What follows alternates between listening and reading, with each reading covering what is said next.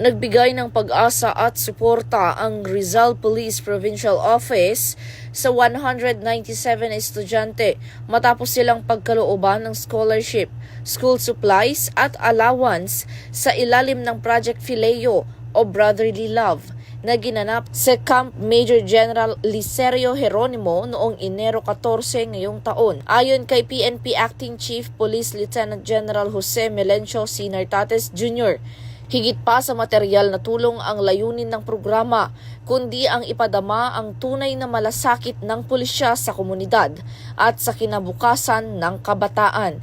Hinihikayat din niya ang mga mag-aaral na ipagpatuloy ang kanilang mga pangarap sa kabila ng hamon sa buhay.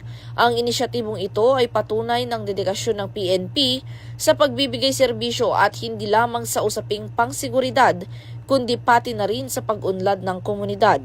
Ito'y alinsunod sa adhikain ng bagong PNP para sa bagong Pilipinas.